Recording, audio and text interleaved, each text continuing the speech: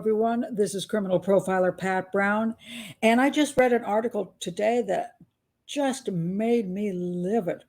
Um, this is the information just came out. I read it on apnews.com about how this man, Rex Herman, and this vehicle that he drove was actually given to the police by a witness who had such strong connections to the case that it is unbelievable that he wasn't found and arrested way back when. Let me read this to you. I knew there was some witness tips when they did the 2022 investigation. I knew they had some information there, but I didn't realize it was as bad as all this. Now, 2022, when I saw the press conference, I was very impressed. I am still very impressed by the work that the team that was put together at that time did. I have no qualms at all to say that I think they did a fabulous job. The team that brought him down and have now charged him with 3 of the Gilgo Beach homicides. He is still considered innocent until proven guilty, but the evidence is quite overwhelming. And I'm going to say that it's going to be an interesting trial because it seems that the evidence is so good that I would think a defense attorney is going to have a problem with this case. But let's look at what happened 12 years ago. And this is just what blows me away. The story is, the headline is this: he came face to face with an alleged serial killer. 12 years later, his tip helped crack the case. That's the problem. What would take 12 years for the tip that was given 12 years ago? Why is it taking so long, over a decade, for it to help the case? And listen to what is said. This is far worse than I thought I would ever see this case come out. Okay. In the winter of 2010, shortly after police discovered the remains of his roommate and 3 other women buried on a remote stretch of Long Island shoreline, Dave Schaller provided detectives with a description of the person he believed to be the killer. Now, mind you, this wasn't somebody who just saw someone walking down the street. We're talking about his roommate was murdered, and he saw the guy he believed murdered her. That's pretty dang good. You know, one of the problems with so many serial homicides is you have no clue who it is. In other words, a woman is found dead in the bushes, and you stand there and you go, how many people live in this vicinity? 50,000 people. Okay, we can exclude maybe 50% of them for being female, and maybe some for being too old or too young. Well, what about all the rest of them? Who is it? But in this case, they had the lucky break 12 years ago. So Dave Schaller provided detectives with a description of the person he believed to be the killer. More crucially, Schaller told them about his truck, which, again, I'm amazed about. Before I knew about the pickup truck here, one of the things I'd said in profiling this case was because of the way the women were wrapped in burlap, and he had to have them in his home. His wife's hair was there on the victims. I'm going to say, well, probably he brought the women back to his old marital bed and he did things to them there. We shall see how many of the women actually were taken to his home.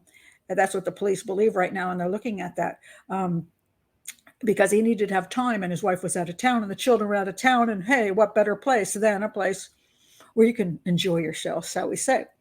But the amount of work he went to and then carrying the bodies away, I believed he had to have a pickup, because putting the body in the back of your family car is not such a great thing when your children are going to be in there and you want to make sure there's no evidence. And even in a trunk of a car, it's much harder to transport, in the sense that if you've done a lot of things to them, evidence can be there. But in the back of a pickup, you can just hose that thing down. Now, I did not know there was actually a pickup involved in this crime. And then it turned out there was. But here's where it just drives me crazy. So this witness not only described this man, and this is how he described him.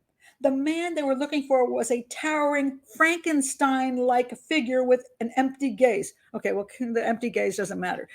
The Frankenstein-like figure. There's not that many men or huge hulks in the area of where the girl is going missing and getting murdered. And then he said he drove a first generation Chevrolet Avalanche. Now, thank God for a dude, because man, I would have described this as a black pickup truck. I wouldn't have gotten any better. Black pickup truck. He actually described the exact truck that it was. Frankenstein-like monster, huge, expensive, this exact first generation Chevrolet Avalanche. Holy crap. Do you know how lucky a police department is to get that kind of information? Now, could you believe this guy? I mean, sometimes people give tips and they're like, yeah, whatever, you're just making that stuff up or you're guessing. Listen to how this tip that he gave to them and who he was. Jose, the man they were looking for was a towering Frankenstein-like figure with an empty gaze who drove a first-generation Chevrolet Avalanche. Schaller recalled telling investigators the man's size stuck out, as did his unusual pickup truck, which he used to flee the house that Schaller shared with Amber Costello. This is not a guy who saw somebody leaving a parking lot. Amber Costello was his roommate or girlfriend, I don't know what she quite was. She's in his house. The guy fled that house. He saw him like this. He saw the vehicle like that. You can't get a better witness than that, for goodness sakes. And I'm trying to control myself.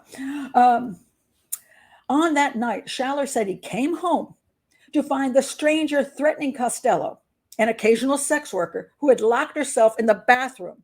So if the man is violent, we have a Frankenstein-like man threatening her in his sight. Somebody is threatening violence.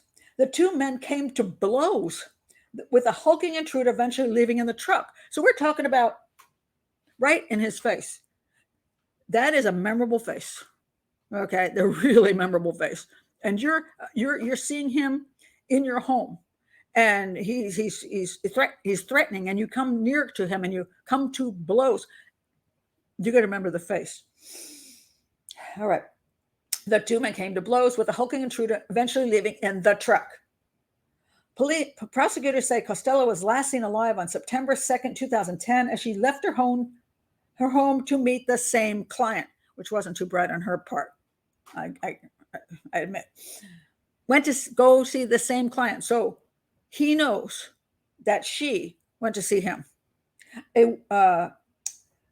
A witness saw a dark-colored truck drive by the house again shortly after she left. When they told me she was dead, he was the first person who jumped in my head, Schaller told the Associated Press. I've been picturing his face for 13 years. What happened back in 2010? Okay, what in the world? Did they run? Why didn't they run this vehicle? And if they ran the vehicle, they would find who owned vehicles like this in the area. And they'd come up with a picture of the guy who owned the vehicle and an address. What the heck? So anyway, going on further here, it says the arrest of Rex Hurman has brought a measure of relief to the families of the victims. But as new details emerge about how police finally caught the alleged killer, they also raise questions about whether investigators adequately pursued a key lead. I can tell you that they did not. And that's appalling to me, because you don't get that kind of lucky thing in a serial homicide case.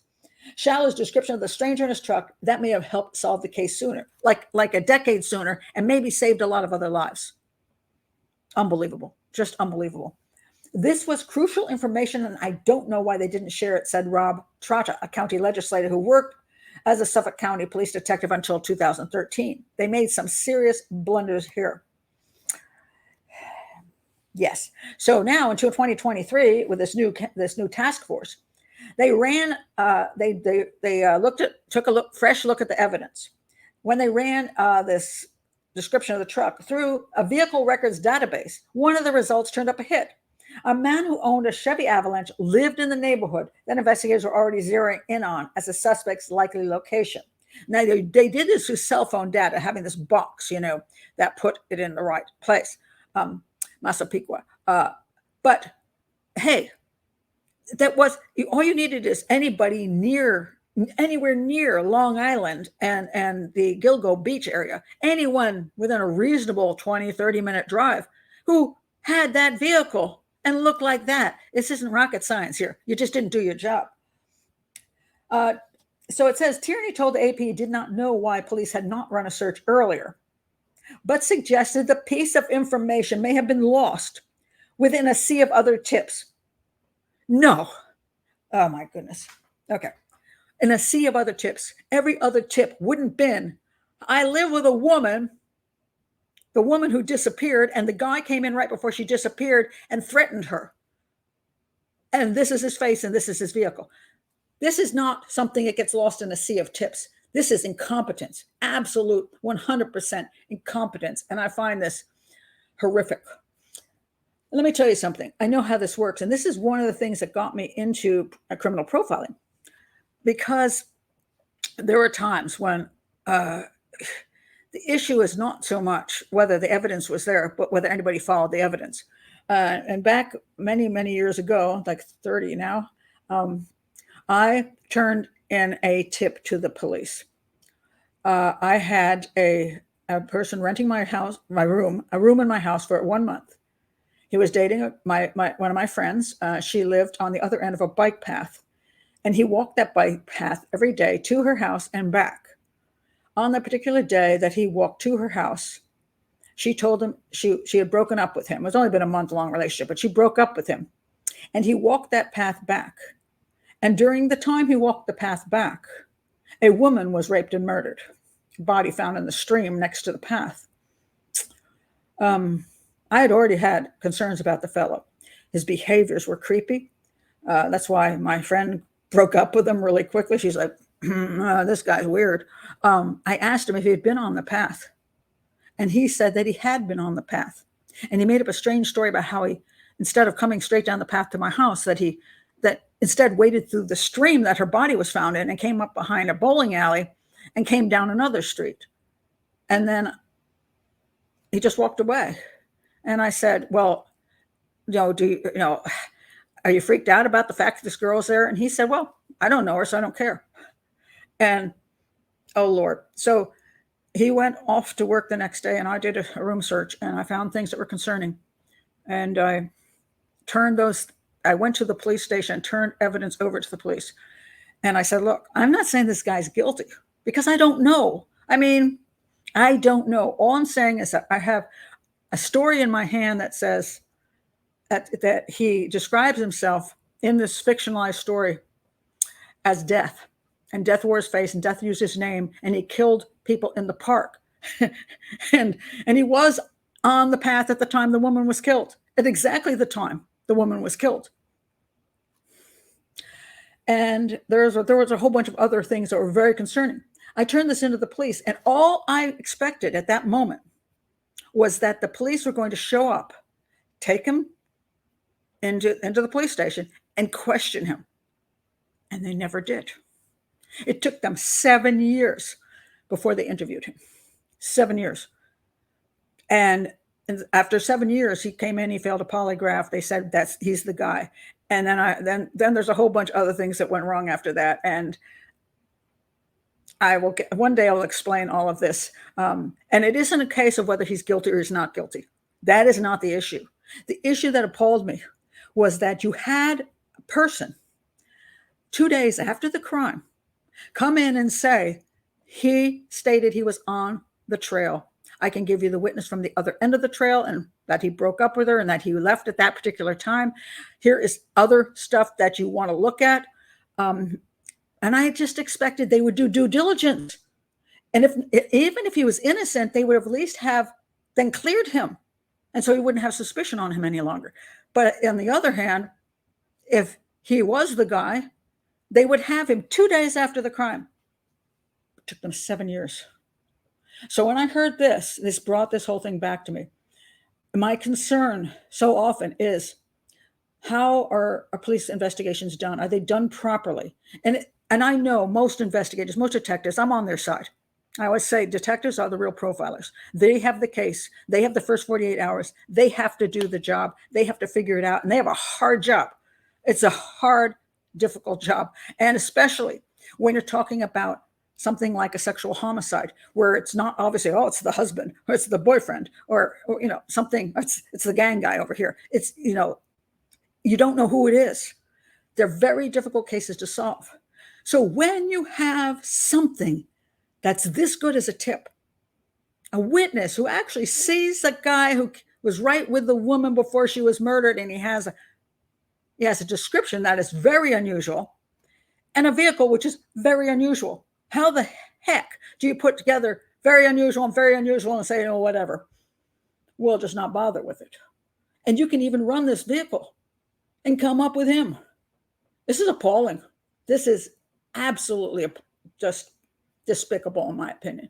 And sometimes, I don't know why. Was it just a poor police department? Did they have poor training?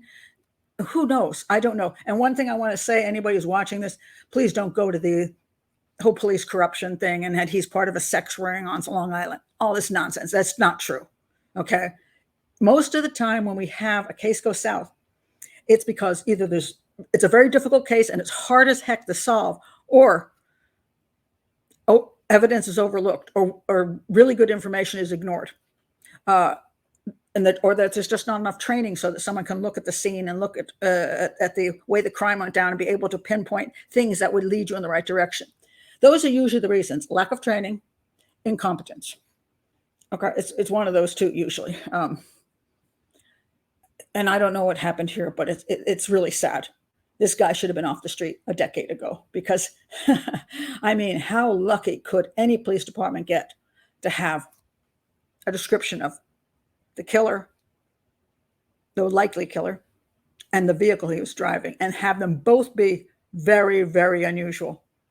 So the other time I see this happened, Ted Bundy, when he was at Lake Sammamish, and he was trying to lure those women into his vehicle, and then he killed them. Said, "Oh, you got to help me. I've got this broken arm, and I need to, move this boat," or whatever it was he was saying. He had some story. And I remember that they went out, and the witness said, he said his name was Ted, and he was driving a gold Volkswagen. And his name was Ted, and he was driving a gold Volkswagen. And then his own girlfriend went to the police and said, "Look, I think it's my boyfriend, Ted. He drives a gold Volkswagen, and he has cast material in a drawer. And I don't know why, because he doesn't have a broken arm." And they ignored her. And how many more women died because they ignored a very, very credible witness? And I understand tip lines get lots of people. They get psychics calling in crap. They get people who want to, identify their boyfriend or ex-boyfriend or their ex-husband or having done something just to get back at him. You get a lot of crazy crap. Okay, people just want attention. Tip lines can just blow up overwhelmingly. But this guy was connected to the victim. The guy who talked to the investigator, was connected to the victim. So this wasn't just anybody calling in on a phone line. Very sad. Very, very frustrating. Thank you for that. I'm glad for the task force in 2022. You did a great job. Stand by you in that. Whoever was back there in 2010, shame on you. That's appalling. Absolutely appalling. Anyway, that's my thoughts on this news that came out today. If you haven't been to the channel, please do like and subscribe, and I'll catch you next time. Bye.